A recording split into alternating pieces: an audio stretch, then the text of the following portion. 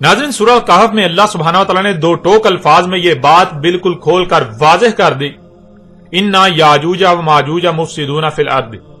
اس میں کچھ شک نہیں، یاجوج تھے اور ماجوج تھے جو زمین میں فساد کر رہے تھے۔ اس میں کچھ شک نہیں، یاجوج ہیں اور ماجوج ہیں جو اس وقت زمین میں فساد کر رہے ہیں۔ یعنی یاجوج اور ماجوج وہ ہیں جو زمین میں فساد کر رہے ہیں، زمین کی مخلوقات کو ان کے مقامات سے ہٹا رہے ہیں، زمین میں تبدیلیاں کر رہے ہیں، زمین کی مخلوقات کو ان کے مقامات سے بدل رہے ہیں، ان میں تبدیلیاں کر رہے ہیں، ان میں چھیڑ چھاڑ کر رہے ہیں، ان میں پنگے لے رہے ہیں۔ ہم نے گزشتہ ایک ساتھ میں یہ بات بھی واضح کر دی تھی کہ یاجوج اور ماجوج کوئی دیومالائی تصوراتی کہانیوں کے کرداروں کا نام نہیں، بلکہ اللہ سبحانہ وتعالی نے دو ٹوک الفاظ میں بالکل واضح کر دیا کہ یاجوج اور ماجوج وہ ہیں جو زمین میں فساد کرتے ہیں۔ اللہ سبحانہ وتعالی نے اس قرآن میں کئی مقامات پر یہ بھی واضح کر دیا کہ اللہ نے اس قرآن میں نہ صرف ہر اس شے کا ذکر کیا جو اس قرآن کے نزول سے لے کر سات کے قیام تک وقوع پذیر ہونا تھا، بلکہ ایک سے زائد مقامات پر اس کا ہر پہلو سے ذکر کیا۔ یعنی اگر کسی بھی شے کا ذکر کیا تو نہ ہی اس کا ایک ہی مقام پر ذکر کیا اور نہ ہی ایک ہی پہلو سے، بلکہ ایک سے زائد مقامات پر ہر پہلو سے بات کی، جیسا کہ آپ ان دو آیات کو اپنی سکرین پر دیکھ رہے ہیں۔ سورہ الاسراء کی آیت نمبر 99 میں اللہ سبحانہ وتعالی کا کہنا ہے وَلَقَدْ صَرَّفْنَا لِلنَّاسِ فِي هَذَا الْقُرْآنِ مِنْ كُلِّ مَثَلٍ فَأَبَىٰ أَكْثَرُ النَّاسِ إِلَّا كُفُورًا۔ اور تحقیق کے یعنی تم اپنی طرف سے پوری تحقیق کر لو، اپنے گھوڑے دوڑا لو، جو کہا جا رہا ہے وہی تمہارے سامنے آئے گا، وہی حق ہے۔ ہم ہر پہلو سے، ہر لحاظ سے پھیر پھیر کر سامنے لے آئے، بیان کر دیا انسانوں کے لیے اس قرآن میں تمام کی تمام مسئلوں سے۔ بس انکار کر دیا انسانوں کی اکثریت نے، مگر اس لیے کہ جو کچھ بھی انہیں عطا کیا گیا وہ اس مقصد کے لیے استعمال ہی نہیں کرنا چاہتے جس مقصد کے لیے انہیں عطا کیا گیا، وہ اپنی خواہشات کی اتباع کرنا چاہتے ہیں۔ اس لیے انسانوں کی اکثریت نے اس بات کو ماننے سے انکار کر دیا کہ اس قرآن میں نہ صرف ہر بات موجود ہے، ہر سوال کا جواب موجود ہے، بلکہ ایک سے زائد مقامات پر ہر پہلو سے پھیر پھیر کر مسئلوں سے بیان کر دیا گیا۔ پھر اس طرح دوسری آیت سورہ الکہف کی آیت نمبر 54 ہے، جس میں اللہ سبحانہ تعالیٰ کا کہنا ہے وَلَقَدْ صَرَّفْنَا فِي هَذَا الْقُرْآنِ لِلنَّاسِ مِنْ كُلِّ مَثَلٍ وَكَانَ الْإِنسَانُ أَكْثَرَ شَيْءٍ جَدَلًا۔ اور تحقیق کے لیے یعنی تم اپنی طرف سے پوری تحقیق کر لو، اپنے گھوڑے دوڑا لو، جو کہا جا رہا ہے وہی تمہارے سامنے آئے گا، وہی حق ہے۔ ہم نے ہر پہلو سے، ہر لحاظ سے پھیر پھیر کر سامنے لے آئے، بیان کر دیا انسانوں کے لیے اس قرآن میں تمام کی تمام مسئلوں سے۔ یعنی اس قرآن میں ماضی میں پیش آنے والے واقعات میں سے صرف اور صرف ان کا ذکر کیا جو خوب خوب اسی طرح اس قرآن کے نزول سے لے کر سات کے قیام تک پیش آنا تھے، جس قرآن کے نزول سے لے کر سات کے قیام تک پیش آئیں گے۔ انسانوں کے ہر سوال کا جواب ہر پہلو سے، ہر لحاظ سے پھیر پھیر کر اس قرآن میں بیان کر دیا۔ قرآن کے نزول سے لے کر سات کے قیام تک انسانوں کو جب جب جو جیسے جیسے رہنمائی درکار تھی، سب کا سب اس قرآن میں ہر پہلو سے پھیر پھیر کر تمہارے سامنے لے آئے مسئلوں تھے۔ اور تھا انسان اکثریت معاملات میں جھگڑا کرنے والا، سو جھگڑا ہی کیا۔ یعنی قرآن کی بات تسلیم کرنے کی بجائے اپنی خواہشات و اپنے خود ساختہ الہوں کی باتوں کو قرآن پر ترجیح دے رہے ہیں۔ جب بھی قرآن نے کسی معاملے میں رہنمائی کی تو اپنی بےہودہ دلیلوں کو قرآن پر پیش کرتے ہیں اور قرآن کے مد مقابل اور اشیاء کو لا کھڑا کرتے ہیں۔ وہ بات تسلیم ہی نہیں کرتے جو قرآن میں کہی جا رہی ہے، جو قرآن ان کے سامنے لا رہا ہے۔ ناظرین، اس قرآن میں یاجوج اور ماجوج کے الفاظ کے ساتھ ان انسانوں کا ایک پہلو سے ذکر کیا گیا جنہیں ان دو مقامات پر یاجوج اور ماجوج کہا گیا۔ اب اگر اس قرآن میں اللہ سبحانہ تعالیٰ انہی انسانوں کا جنہیں ایک پہلو سے یاجوج اور ماجوج کہتے ہوئے ذکر کیا اور پہلو سے یعنی ہر پہلو سے پھیر پھیر کا ذکر نہیں کرتا، تو یہ قرآن اللہ کی بجائے غیر اللہ کی طرف سے ثابت ہو جاتا ہے، کیونکہ یہ بات بھی بذات خود اللہ نے ہی اس قرآن میں کہی، جیسا کہ آپ اس آیت کو اپنی سکرین پر دیکھ رہے ہیں۔ سورہ نساء کی آیت نمبر 82 میں اللہ سبحانہ وتعالی کا کہنا ہے افلا یتدبرون القرآن ولو کان من عند غیر اللہ لوجدوا فیہ اختلافا کثیرا۔ کیا پس نہیں تدبر کر رہے القرآن، یعنی جو کچھ بھی کرا کیا جا رہا ہے؟ اور اگر تھا کسی اور کے ہاں سے اللہ کے علاوہ تو اس کے لیے تھا کہ تم پاتے اس میں کثیر اختلاف، یعنی ایک مقام پر کچھ کہا جا رہا ہے اور دوسرے مقام پر اس کے برعکس کچھ اور کہا جا رہا ہے، اس کے متضاد۔ اب اگر ایک طرف اللہ یہ کہتا ہے کہ اللہ نے اس قرآن میں نہ صرف اس کے نزول سے لے کر ساعت کے قیام تک جو کچھ بھی ہونا تھا سب کا سب بیان کر دیا، بلکہ اس کو ہر پہلو سے پھیر پھیر کر بیان کیا، مصنوع سے بیان کیا، تو پھر یہ کیسے ممکن ہے کہ قرآن میں صرف 2 مقامات پر ایک ہی پہلو سے یاجوج اور ماجوج کا ذکر کیا گیا؟ اگر یاجوج اور ماجوج کا ان 2 مقامات کے علاوہ اور مقامات پر ہر پہلو سے ذکر نہیں کیا گیا تو پھر قرآن میں اختلاف ثابت ہو کر یہ غیر الہ کے ہاں سے ثابت ہو جاتا ہے، جو کہ ناممکن ہے۔ اس لیے ایسا ممکن ہی نہیں کہ اللہ سبحانہ تعالی نے یاجوج اور ماجوج کے الفاظ کے علاوہ اور مقامات پر بھی ہر پہلو سے ذکر نہ کیا ہو۔ اور ناظرین، گزشتہ ایک ساتھ میں ہم نے یاجوج اور ماجوج کا ہی مزید کچھ پہلو سے ذکر کیا اور بالکل کھول کھول کر واضح کر دیا کہ نہ صرف یاجوج اور ماجوج کھل چکے بلکہ انہوں نے جو کرنا تھا وہ بھی کر چکے۔ اب تو انجام عذاب عظیم بالکل سر پر آ چکا۔ اور گزشتہ قسط کے آخر میں کہا تھا کہ آئندہ مزید ایسی آیات سے حق کھول کھول کر واضح کریں گے۔ اب اس سے پہلے کہ ہم مزید ان آیات کو بیان کریں، ان پر بات کریں، ہم اس قرآن میں جن 2 مقامات پر یاجوج اور ماجوج کے الفاظ کے ساتھ ذکر کیا گیا ان دونوں مقامات کو بالکل کھول کھول کر آپ پر واضح کرتے ہیں، تاکہ نہ صرف یاجوج اور ماجوج کے حوالے سے ہر لحاظ سے کھل کر رہنمائی ہو جائے کہ کسی کے پاس کل کو کوئی عذر نہ رہے، ہر کسی پر حجت ہو جائے، بلکہ آج تک جو ان دونوں مقامات کو بنیاد بنا کر جس دجل و فریب سے کام لیا گیا، انسانیت کے رہنماؤں کا لبادہ اڑ کر ملاؤں نے جو عظیم دھوکے دیے انہیں بھی چاک کر کے حق آپ پر بالکل کھول کر واضح کر دیں۔ ذوالقرنین یعنی اللہ کا وہ غلام، اللہ کا وہ عبد جسے زمین کے دونوں کرن حاصل ہوئے، مغرب و مشرق تک کا اقتدار و اختیار دیا گیا، اور پیچھے آپ پر یہ واضح کر دیا گیا گزشتہ ایک ساتھ میں کہ وہ داؤد کے بیٹے سلیمان علیہ السلام تھے۔ داؤد کے بیٹے سلیمان علیہ السلام کو جس مقصد کے لیے القرنین دیے گئے یعنی زمین کے مغرب و مشرق تک کا اقتدار و اختیار دیا گیا تو انہوں نے اس مقصد کو پورا کیا۔ سلیمان علیہ السلام نے کفر کی بجائے شکر کیا، یعنی سلیمان علیہ السلام کو جو کچھ بھی جس مقصد کے لیے عطا کیا سلیمان نے سب کا سب اسی مقصد کے لیے استعمال کیا جس مقصد کے لیے انہیں دیا گیا، انہوں نے اس مقصد کو پورا کر دیا۔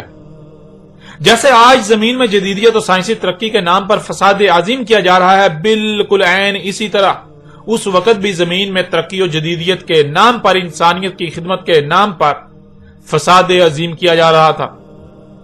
جو اس وقت زمین میں فساد کر رہے تھے وہ یاجوج اور ماجوج تھے۔ ذوالقرنین سلیمان علیہ السلام نے زمین کے چپے چپے کو اس فساد عظیم سے پاک کر کے یاجوج اور ماجوج کو روک دیا۔ جب سلیمان علیہ السلام نے زمین کو فساد عظیم سے پاک کر دیا، یاجوج اور ماجوج کو روک دیا، انہیں بند کر دیا، تب ذوالقرنین سلیمان علیہ السلام نے کہا، سورہ الکہف کی آیت نمبر 98 میں ہے، قال ھذا رحمۃ من ربی فَإِذَا جَاءَ وَعْدُ رَبِّي جَعَلَهُ دَكَّا وَكَانَ وَعْدُ رَبِّي حَقًّا۔ ذوالقرنین سلیمان علیہ السلام نے کہا تھا یہ رحمہ ہے، یعنی یہ حفاظت ہے میرے رب سے، پس یہ اس وقت تک میرے رب سے حفاظت ہے، یعنی اس وقت تک میرے رب نے زمین کو یاجوج اور ماجوج سے محفوظ کر دیا جب تک کہ میرے رب کا وعدہ نہیں آ جاتا۔ پس جب میرے رب کا وعدہ آ جائے گا، یعنی جیسے آج اس سے پہلے انسان ترقی کے نام پر زمین میں فساد کر رہے تھے، یہی جب دوبارہ ہونے کا وقت آ جائے گا تب کر دے گا اسے دکا، یعنی میرے رب سے جو رحمہ ہے زمین کی تمام مخلوقات کو یاجوج اور ماجوج سے فساد سے محفوظ کر دیا، یہ حفاظت بالکل ختم ہو جائے گی، تمام عالمین محفوظ نہیں رہیں گے، یاجوج اور ماجوج کے فساد کا شکار ہو جائیں گے، اور یہ بات قدر میں ہو چکی، میرے رب کا وعدہ حق ہے، قدر میں ایسا ہو چکا، اس لیے یہ ہو کر رہے گا۔ ناظرین، اب سوال یہ پیدا ہوتا ہے کہ آخر وہ وقت کب آنا تھا، وہ وقت کب آئے گا؟ تو اللہ سبحانہ و تعالیٰ نے آج سے 14 صدیاں قبل اگلی ہی آیت میں اس سوال کا جواب بھی دے دیا۔ وَتَرَكْنَا بَعْضَهُمْ يَوْمَئِذٍ يَمُوجُ فِي بَعْضٍ وَنُفِخَ فِي الصُّورِ فَجَمَعْنَاهُمْ جَمْعًا۔ ناظرین، اس آیت کو آسان بیان کرنے کے لیے اس میں استعمال ہونے والے الفاظ کو بالکل کھول کر واضح کرنا بہت ضروری ہے۔ ان میں پہلا لفظ ہے یومئذ، جس کے معنی ہے وہ لمبی مدت جس کا اللہ کا وعدہ تھا، وہ مدت جس میں عالمین میں سے کوئی بھی محفوظ نہیں رہے گا، جو قرآن کے نزول کے بعد الساعۃ کے قیام کے قریب آنا تھی، جس کی وجہ سے ہی الساعۃ کا قیام ہونا ہے۔ پھر اگلا لفظ ہے یموجو۔ یموجو موج سے ہے، جس کے معنی ہے جیسے لہر ہوتی ہے۔ آپ دیکھتے ہیں کہ پانی کی ایک لائن مسلسل آگے بڑھتی ہے جب تک کہ وہ اپنے انجام کو یا کنارے پر نہیں پہنچ جاتی۔ بالکل اسی طرح کوئی کام مسلسل پروسیس یعنی مراحل سے گزرتا ہوا آگے بڑھتا رہے یہاں تک کہ وہ مکمل نہ ہو جائے، اینڈ پروڈکٹ سامنے نہ آ جائے۔ مثال کے طور پر 100 لوگوں کی ایک لائن ہو، ان میں سب سے پہلا شخص اینٹ اٹھاتا ہے اور اگلے کو پکڑا دیتا ہے، وہ اپنے سے اگلے کو پکڑاتا ہے، وہ اپنے سے اگلے کو، یہاں تک کہ اینٹ اپنی منزل کو پہنچ جاتی ہے۔ اس طرح جب اینٹیں سفر کرتی ہوئی نظر آئیں گی تو آپ کو بالکل لہر کی مانند نظر آئیں گی، جسے عربی میں موج کہا جاتا ہے۔ جیسے مثال کے طور پر ذرا غور کریں، ایک گاڑی کیسے وجود میں آئی۔ اگر آپ اس کا سلو موشن تصور کریں تو آپ دیکھیں گے کہ جگہ جگہ سے زمین پھٹ رہی ہے، اس میں سے مختلف مواد نکالا جا رہا ہے، وہ مواد آگے سفر کر رہا ہے، یہاں تک کہ مختلف کارخانوں سے گزرتا ہوا مختلف دھاتوں کی صورت اختیار کرتا ہے، وہاں سے آگے جا رہا ہے، مختلف پرزوں میں ڈال رہا ہے، وہ پرزے آگے بڑھ رہے ہیں، یہاں تک کہ گاڑی وجود میں آ جاتی ہے۔ اس طرح کے پروسیس یا مراحل کے تسلسل کو جب تک کہ وہ اپنے انجام کو نہیں پہنچ جاتے عربی میں موج کہتے ہیں۔ پھر اگلا لفظ جو کہ مجموعی طور پر 3 الفاظ ہیں، نفخ فی الصور۔ ناظرین، سور کے معنی ہے مادے کو کسی بھی صورت میں ڈالنا، مادے کو کسی بھی صورت میں کسی شکل میں تبدیل کرنا، اس سے کچھ بنانا۔ مثلا آپ اپنی آنکھوں سے دیکھتے ہیں مختلف پھلوں کو جو کہ مختلف صورت ہیں، تمام کے تمام پھل مادے کی ہی مختلف صورتیں ہیں، مادے کی ہی مختلف شکلیں ہیں۔ اسی طرح جتنی بھی مخلوقات آپ کو نظر آ رہی ہیں، یہ تمام کی تمام مخلوقات سورہ ہیں، یہ مادہ ہی مختلف صورتوں میں ڈالا گیا ہوا ہے۔ نفخ فی الصور کے معنی ہے جو سورہ ہے اس میں نفع کرنا، اس میں نفع ہونا، یعنی اس میں ایسی قوت ڈالنا کہ اس میں وہ مقصد پورا کرنے کی صلاحیتیں آ جائیں جس مقصد کو پورا کرنے کے لیے اسے خلق کیا گیا۔ یعنی نفع کہتے ہیں جو جسد کو جسم میں تبدیل کر دے یا صنم کو وسن میں بدل دے۔ جسد 2 الفاظ کا مجموعہ ہے، جس اور صد۔ جس کے معنی مادی وجود کے ہیں اور صد کے معنی رکاوٹ کے ہیں۔ جسد کہتے ہیں ایسے وجود کو جو محض رکاوٹ ہو، اس سے بڑھ کر کچھ نہ ہو۔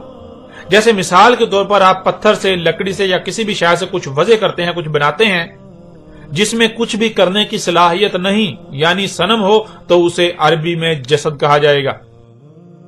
اور جسم بھی 2 الفاظ کا مجموعہ ہے، جس اور اسم۔ جس یا جس کے معنی آپ پہلے ہی جان چکے ہیں، جس کہتے ہیں کسی مادی وجود کو، اور اسم کے معنی ہے کچھ کرنے کی صلاحیتوں کا ہونا۔ جسم کے معنی ہے ایسا وجود جس میں کچھ کرنے کی صلاحیتیں ہوتی ہیں۔ جسد ایک سورہ ہے، جب اس میں نفع کیا جائے تو وہ جسد نہیں بلکہ جسم بن جاتا ہے۔ فطرت یعنی اللہ کی ایسی خلق جو بے جان ہوتی ہے، جو کوئی نہ کوئی مادی وجود تو ہوتا ہے لیکن بظاہر وہ محض رکاوٹ ہوتا ہے۔ جیسے کہ پتھر ہی کی مثال لے لیں، اسے جسد کہا جاتا ہے۔ اللہ کے برعکس انسان کے اپنے ہی ہاتھوں سے خلق کردہ تراشیدہ ایسی شے کو عربی میں صنم کہا جاتا ہے۔ اسی طرح اللہ کی خلق کردہ ایسی شے یعنی فطرت جن اشیاء کو وجود میں لاتی ہے جن میں کچھ کرنے کی صلاحیتیں ہوتی ہیں، جیسے کہ حرکت کرنا، دیکھنا، سننا، اس پر عمل کرنا، یعنی کچھ کرنا وغیرہ، انہیں عربی میں جسم کہا جاتا ہے۔ اور اللہ کے برعکس انسان کی خلق کردہ ایسی اشیاء جن میں کچھ کرنے کی صلاحیتیں ہوتی ہیں، یعنی انسان کے اپنے ہی ہاتھوں سے وضع کردہ ایسی مخلوقات جن میں کچھ کرنے کی صلاحیتیں ہوتی ہیں، جیسے کہ آج طرح طرح کی مشینیں وغیرہ ہیں، انہیں عربی میں جسم نہیں بلکہ وسن اور اس کی جمع اوسان کہا جاتا ہے۔ ناظرین، نفخ فی الصور یہ ہے کہ ایک وقت تھا جب انسان اپنے ہی ہاتھوں سے صورتیں خلق کرتے تھے، یعنی پتھروں سے صنم وغیرہ تراشتے تھے، لکڑی سے صنم وغیرہ تراشتے، لوہے، لکڑی اور مٹی وغیرہ سے مختلف صورتیں خلق کرتے۔ جن کا مقصد اپنی حاجات کو پورا کرنا ہوتا، جن میں اصنام یعنی بت اور باقی ضرورت کی اشیاء ہوتی، لیکن ان میں نفع کرنے کی صلاحیت انسان میں نہیں تھی۔ یعنی انسان میں ایسی صلاحیتیں نہیں تھی کہ وہ اپنے ہی ہاتھوں سے خلق کردہ صورتوں میں جان ڈال سکے، انہیں اس قابل بنا سکے کہ ان میں نفع و نقصان پہنچانے کی صلاحیتیں آ جائیں، وہ نفع و نقصان پہنچانے کی اہل ہو جائیں۔ یہی اللہ سبحانہ تعالی نے کہا تھا کہ جب نفع فی الصور ہوگا، یعنی ایک وقت آئے گا جب انسان اپنے ہی ہاتھوں سے خلق کردہ صورتوں کو صنم سے وثن بنانے کی صلاحیت حاصل کر لیں گے۔ یہ جو سورہ بھی خلق کریں گے اس میں جان ڈالیں، یعنی اس میں کرنے کی صلاحیتیں ڈال دیں گے، ان میں نفع نقصان پہنچانے کی صلاحیتیں ڈال دیں گے۔ پھر اگلا لفظ ہے جمع۔ ناظرین، جمع کے معنی جو آج تک کیے جاتے ہیں، جو آج تک بتلایا گیا یا جو مراد لیا جاتا ہے، وہ ہے اکٹھا کیا جانا، جو کہ بالکل غلط معنی ہے، بالکل غلط ہے۔ اکٹھا کرنے کو عربی میں جمع نہیں بلکہ حشر کہتے ہیں۔ جمع کے معنی واضح کرنے کے لیے ایک مثال آپ کے سامنے رکھتے ہیں۔ مثلا آپ کے سامنے مشین کے تمام پرزے ایک ڈھیر کی صورت میں یا پھر بکھرے پڑے ہیں، ان پرزوں کو ترتیب میں لانا، یعنی ایک کے بعد دوسرے پرزے کو جوڑتے جانا یہاں تک کہ مشین بن جائے، اسے عربی میں جمع کہتے ہیں۔ ایسے ہی مثلا 10 تک ہندسے ڈھیر کی صورت میں یا پھر بکھرے پڑے ہوں، ان میں سے سب سے پہلے ایک کو اٹھا کر لانا، پھر ان میں سے 2 کو اٹھا کر ایک کے بعد لا کر رکھنا، پھر اس کے بعد 3 کو اٹھا کر لانا، پھر اس کے بعد 4 کو، اس طرح تمام کے تمام ہندسوں کو ترتیب میں لانا، اسے عربی میں جمع کرنا کہتے ہیں۔ یعنی ایک کے بعد دوسری شے کا جڑتے جانا یا جوڑتے جانا، اسے عربی میں جمع کرنا کہتے ہیں، اور اردو میں جوڑنے کو کہتے ہیں۔ جیسے آپ کسی کو کہتے ہیں 100 میں 10 جوڑو تو کتنے بنیں گے، تو سامنے والا جواب دے گا کہ 110۔ جمع عربی کا لفظ ہے اور اس کا متبادل اردو میں جوڑنا لفظ ہے۔ اردو میں جمع کا لفظ بھی استعمال کیا جاتا ہے، لیکن جمع اردو کا نہیں بلکہ عربی کا لفظ ہے۔ مثلا آپ کے سامنے 100 ایسے افراد موجود ہوں جن میں گاڑی کا کوئی نہ کوئی حصہ خلق کرنے کی صلاحیتیں ہوں، ان کو جمع کرنا یہ ہے کہ ان میں سے ہر ایک کو اس کی ذمہ داری پر لگا دینا۔ جب ہر کوئی اپنے اپنے مقام پر اپنی اپنی ذمہ داری پوری کرے گا تو موج یعنی جیسے لہر ہوتی ہے، اس طرح مواد سے پرزے اور پرزوں سے گاڑی وجود میں آئے گی۔ اللہ سبحانہ وتعالی نے آج سے 14 صدیاں قبل کہا تھا وَتَرَكْنَا بَعْضُهُمْ يَوْمَئِذٍ يَمُوجُ فِي بَعْضٍ وَنُفِخَ فِي الصُّورِ فَجَمَعْنَاهُمْ جَمْعًا۔ ناظرین، ہم گزشتہ ایک ساتھ میں ایک سے زائد بار یہ بات بالکل کھول کر واضح کر چکے کہ اللہ سبحانہ تعالی نے اس قرآن میں کہا کہ اللہ نے جو اتارا ہے، یعنی یہ قرآن اپنے نزول سے لے کر ساتھ کے قیام تک کی احسن تاریخ ہے۔ ایسی بہترین تاریخ کہ اس سے بہتر کوئی تاریخ ہے، تھی، ہوگی، نہ ہو سکتی ہے۔ اللہ سبحانہ وتعالی نے آج سے 14 صدیاں قبل اس آیت کی صورت میں آج کی تاریخ اتاری تھی۔ آج اس وقت دنیا میں جو ہو رہا ہے، اللہ سبحانہ وتعالی نے آج سے 14 صدیاں قبل ہی اس آیت کی صورت میں بیان کر دیا تھا، بتا دیا تھا، آج کی تاریخ اتار دی تھی، عظیم نبا دے دی تھی۔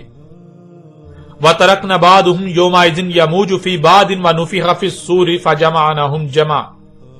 اللہ نے کہا تھا کہ جب اللہ کا وعدہ آئے گا، وہ وعدہ کہ جب زمین و آسمانوں یعنی زمین اور اس کے گرد گیسوں کی 7 تہوں میں کچھ بھی سلامت نہیں رہے گا، کچھ بھی محفوظ نہیں رہے گا، تب چھوڑ دیں گے ہم اس وقت دنیا میں جو انسان موجود ہوں گے انہیں، ان بعض کو بعض میں، جیسے لہریں ہوتی ہیں، جیسے لہر ہوتی ہے۔ یعنی جب وہ ایک لمبی مدت آئے گی تب انسانوں کا معاملہ یہ ہوگا جیسے کہ لہر ہوتی ہے، پوری دنیا کے انسان ایک دوسرے سے کنیکٹڈ ہوں گے، جیسے ایک تنظیم یا نیٹ ورک ہوتا ہے۔ دنیا گلوبل ولیج بن جائے گی۔ پوری دنیا کے انسانوں کا مقصد یہ ہوگا کہ سورہ خلق کرنا، یعنی طرح طرح کی اشیاء خلق کرنا اور ان میں نفع کرنا، یعنی اوسان خلق کرنا، ایسی مخلوقات خلق کرنا جو انہیں نفع اور نقصان پہنچانے کی صلاحیتیں رکھنے والی ہوں۔ اس مقصد کے لیے پوری دنیا کے انسان اپنی اپنی صلاحیتوں کے اعتبار سے جمع ہو جائیں گے۔ پوری دنیا کے انسان ایک منظم گروہ کی صورت اختیار کر جائیں گے۔ ہر کوئی اپنی اپنی صلاحیتوں کے اعتبار سے اپنی اپنی ذمہ داری کو پورا کرے گا اور ان کا مقصد ہوگا نفخ فی الصور، یعنی ان کا مقصد ہوگا نفخ فی الصور۔ ناظرین آج آپ خود غور کریں، کیا آج بالکل وہی نہیں ہو رہا جو اللہ سبحانہ و تعالیٰ نے آج سے 14 صدیاں قبل ہی بتا دیا تھا، عظیم نبا دے دی تھی؟ کیا آج انسان صورتیں خلق کر کے ان میں نفع نہیں کر رہے؟ ایک وقت تھا جب انسان اپنے ہی ہاتھوں سے اپنی حاجات کو پورا کرنے کے لیے مختلف اشیاء خلق کرتے تھے، ان میں سے کچھ اشیاء سے تو اپنی ضروریات کو پورا کرتے تھے، اور جہاں وہ خود کو اللہ کا محتاج سمجھتے تو اس مقصد کے لیے بھی وہ اپنے ہی ہاتھوں سے صورتیں خلق کرتے اور ان کے سامنے گڑ گڑاتے، ان سے اپنی حاجات کے لیے مناجات کرتے جو کہ اصنام یعنی بت تھے۔ لیکن وقت کے ساتھ ساتھ انسان کو نفخ فی الصور کی صلاحیتیں بھی حاصل ہو گئیں۔ نہ صرف انسان سورہ خلق کرتا ہے بلکہ ان میں نفع بھی کر رہا ہے۔ جیسے آپ دیکھتے ہیں کہ ایک پنکھا عربی میں ایک سورہ ہے جو انسان کی خلق کرتا ہے۔ انسان اسے ملائکہ کے ساتھ منسلک کرتا ہے جسے بجلی کا نام دیا جاتا ہے۔ بٹن دباتا ہے تو یہ بٹن دبانا کیا ہے؟ بٹن دبانا نفخ فی الصور ہوتا ہے۔ وہ جو سور ہے یعنی جو سورہ ہے پنکھا، اس میں نفخ کرتا ہے، اس میں جان ڈالتا ہے، یعنی سورہ میں جان آ جاتی ہے۔ وہ سورہ انسان کو نفع و نقصان پہنچانا شروع کر دیتی ہے۔ ناظرین اسی طرح آپ کسی بھی مشین کی مثال لے سکتے ہیں۔ پہلے انسان کوئی بھی ایک مشین جو کہ ایک سورہ ہے وہ خلق کرتا ہے، پھر جب اسے آن کرتا ہے یعنی اس میں نفع کرتا ہے تو وہ مشین انسان کو نفع و نقصان پہنچانا شروع کر دیتی ہے، مخلوقات کو صبر کرنا شروع کر دیتی ہے، یعنی وہ آگے مزید سورہ خلق کرنا شروع کر دیتی ہے۔ ناظرین یہ جان لیں کہ اس کے برعکس آج تک نفخ فی الصور کے جو معنی کیے جاتے رہے ان کا حقیقت کے ساتھ دور دور تک کوئی تعلق نہیں ہے۔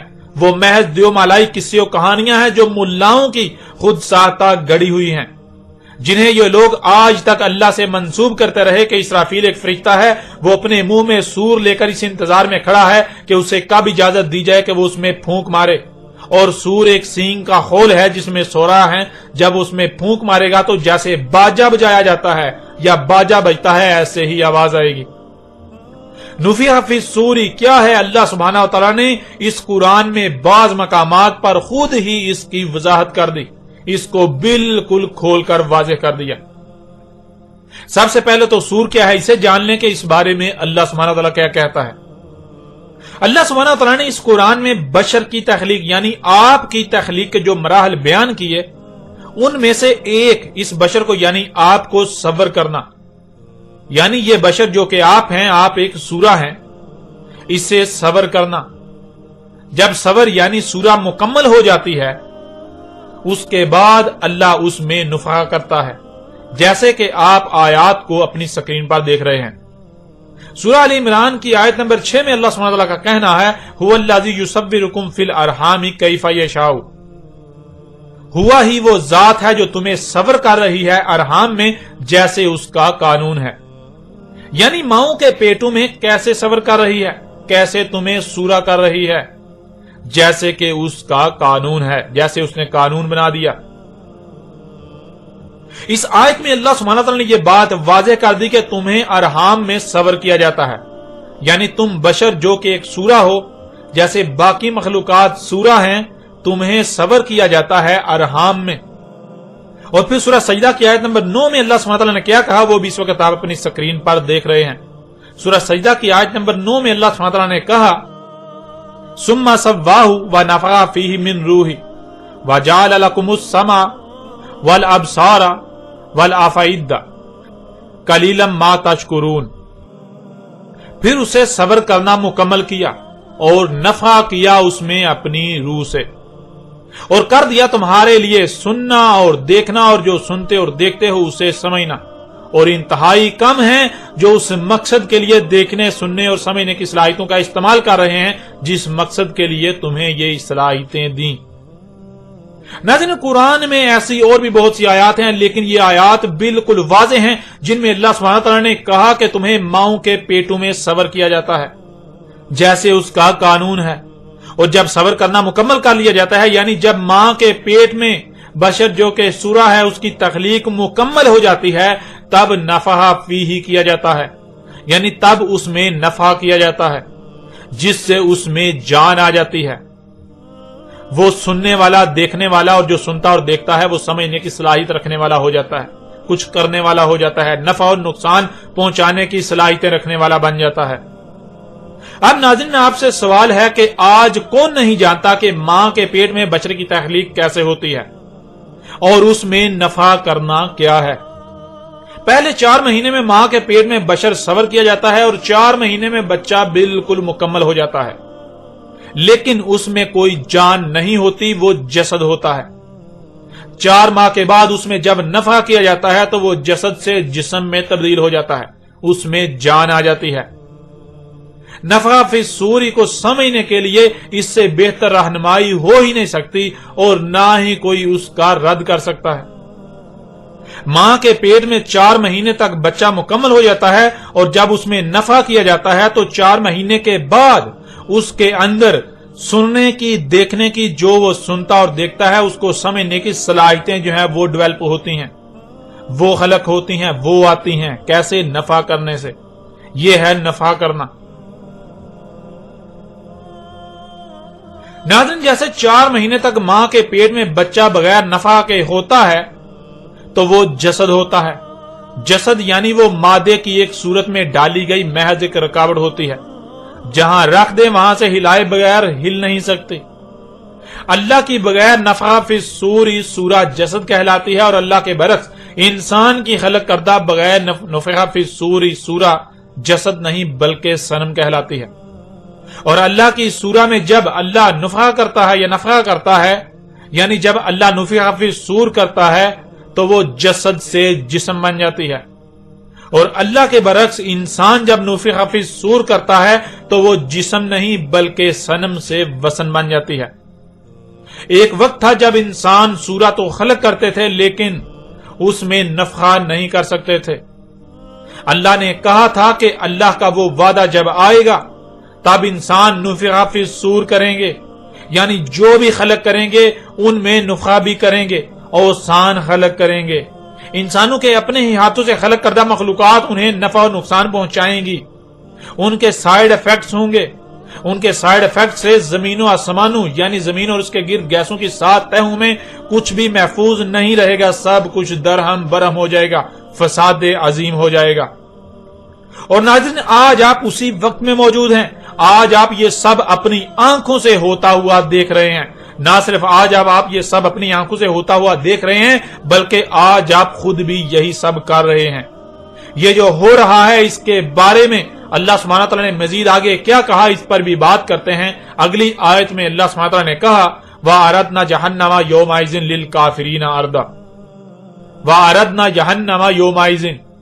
آج سے 14 صدیاں قبل اللہ نے کہا تھا کہ جب وہ مدت آئے گی اور انسان نفخہ فی الصور کر رہے ہوں گے تو وہ اصل میں کیا ہو رہا ہوگا؟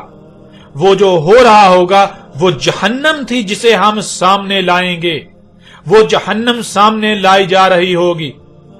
آگے اس سوال کا جواب بھی ہے کہ کن کے لیے جہنم سامنے لائی جائے گی، کن کے لیے اس وقت جہنم جو ہے وہ سامنے لائی جا رہی ہے۔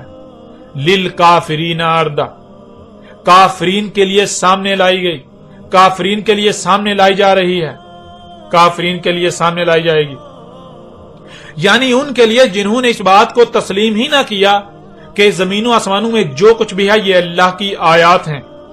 اللہ نے ان سب کے سب کو کسی نہ کسی مقصد کے لیے خلق کیا۔ جو نظر آ رہی ہیں صرف یہی نہیں ہیں، یہی کل کا کل نہیں ہے، بلکہ ان سے کئی گنا زیادہ تو ایسی ہیں جنہیں انسان سے چھپا دیا گیا، جو کہ غیب ہے۔ جو کچھ بھی ظاہر ہے اور جو کچھ بھی غیب ہے سب کے سب کی تخلیق کا کوئی نہ کوئی مقصد ہے، اور جس مقصد کے لیے خلق کیا گیا اسے پورا کرنے کے لیے ہر ایک کو اس کے مقام پر قائم کر دیا گیا۔ یوں بہترین میزان وضع کر دیا۔ یہ میزان تب تک قائم رہے گا جب تک کہ تمام کی تمام مخلوقات اپنے اپنے مقام پر رہتے ہوئے اپنی اپنی ذمہ داری کو پورا کریں گی، ورنہ اگر ان میں رائی برابر بھی تبدیلی کی گئی، کسی ایک مخلوق نے بھی اپنی ذمہ داری سے کمی کجی یا کوتاہی کی، لاپرواہی کی، کوئی ایک مخلوق بھی اپنے مقام سے ہٹ گئی، اسے ہٹایا گیا تو میزان میں خسارہ ہو جائے گا، فساد ہو جائے گا، جس کا نتیجہ یہ نکلے گا کہ زمین و آسمانوں میں سب کچھ درہم برہم ہو جائے گا۔ یہ زمین جہنم بن جائے گی، جنہوں نے یہ ماننے سے انکار کر دیا اور الٹا یہی کیا تو ان کے لیے جہنم سامنے لا رکھی گئی۔ یہ ہے وہ جہنم، یہ تھی وہ جہنم جس کا تم سے وعدہ کیا گیا تھا۔ ناظرین ذرا غور کریں جہنم کیا ہے اور کیسے سامنے لائی جا رہی ہے۔ آپ کو اس زمین پر وجود دیا گیا، اس زمین کو دو مراحل میں تقسیم کیا گیا، دو مرحلوں میں۔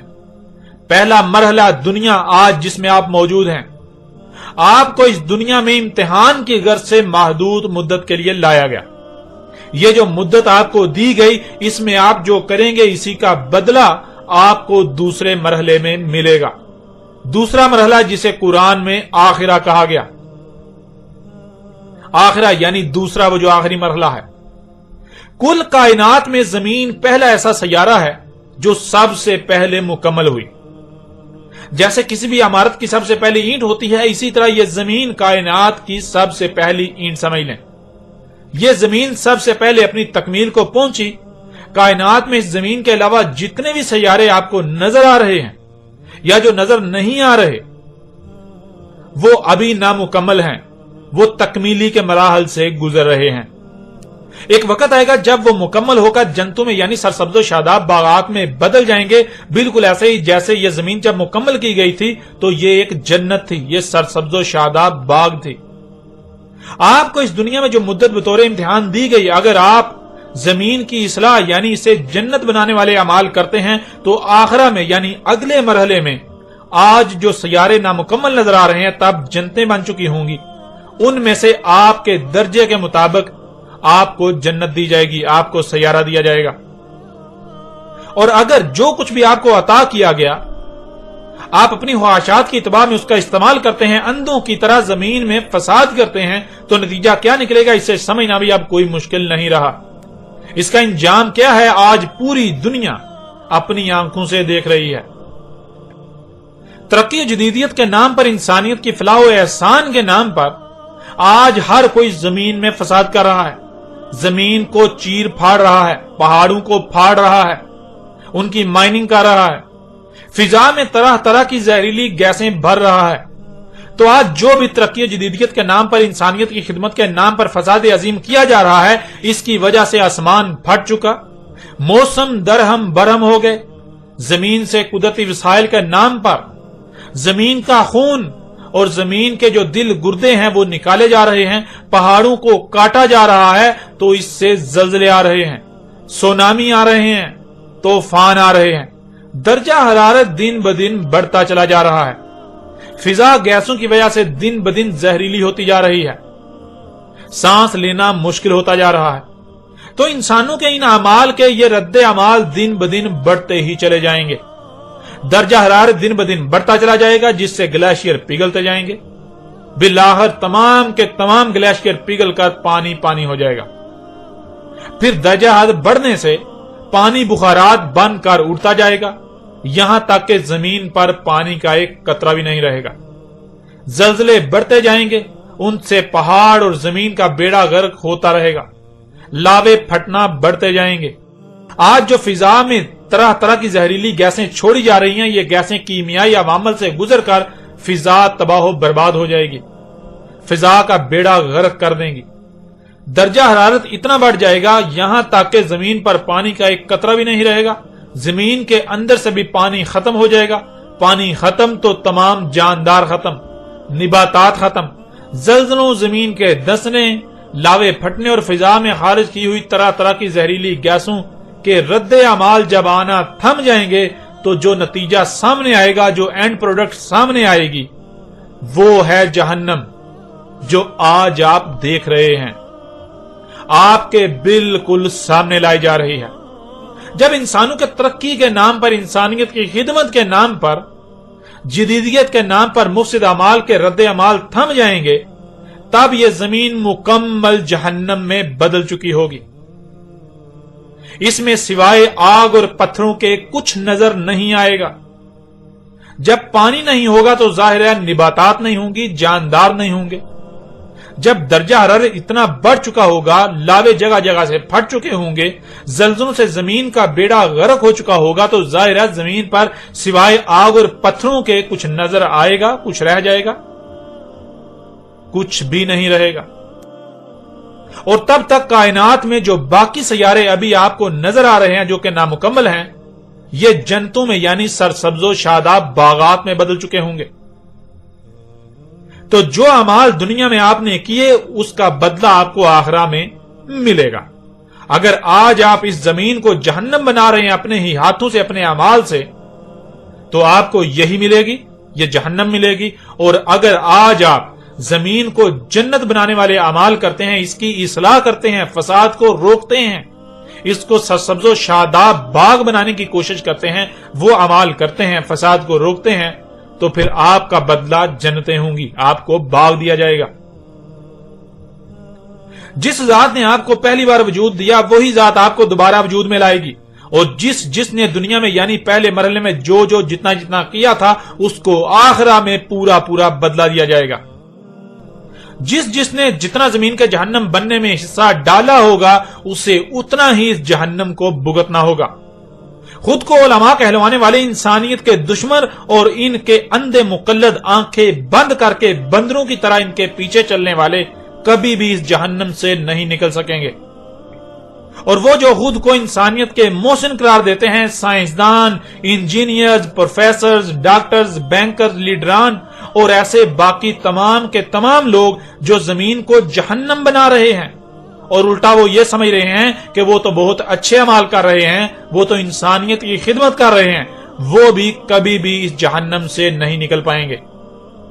رہی بات دوبارہ زندہ کرنے کی، جو اکثریت کے لیے تسلیم کرنا بہت مشکل ہے، تو ان سے سوال ہے کہ ذرا غور کرو، اس سوال کا جواب دو کہ جب تمہیں وجود میں لایا گیا، جب تمہیں پہلی بار وجود میں لایا گیا، تو کیا تم سے پوچھ کر، تم سے اجازت لے کر وجود میں لایا گیا؟ کیا تمہاری مرضی جان کر تمہیں وجود میں لایا گیا؟ تمہیں پہلے آگاہ کیا گیا، تمہیں پہلے پوچھا گیا، تم سے پہلے اجازت لی گئی، پھر تمہیں وجود میں لایا گیا؟ اگر تو تمہاری مرضی سے، تمہاری اجازت سے، تمہیں پوچھ کر یا تمہیں بتا کر، تمہیں آگاہ کر کے دنیا میں لایا گیا، تب تو ٹھیک ہے، تب دوبارہ بھی ویسا ہی ہوگا۔ ورنہ اگر ایسا نہیں ہوا تو اے عقل کے اندھو، جس ذات نے تمہیں پہلی بار وجود میں لایا، کیا وہ ذات دوبارہ تمہیں وجود میں نہیں لا سکتی؟ کیا وہ تمہیں دوبارہ وجود میں نہیں لائے گی؟ اس میں تمہیں پہلی بار وجود میں لایا اور تم اس کے ساتھ دشمنی کرو، جس مقصد کے لیے تمہیں وجود میں لایا وہ مقصد پورا نہ کرو، اس کے ساتھ دشمنی کرو، تو کیا وہ تمہیں دوبارہ وجود میں نہیں لائے گی تاکہ تمہیں سزا و جزا دے، تمہیں بدلہ دے، یا ایسے ہی چھوڑ دے گی؟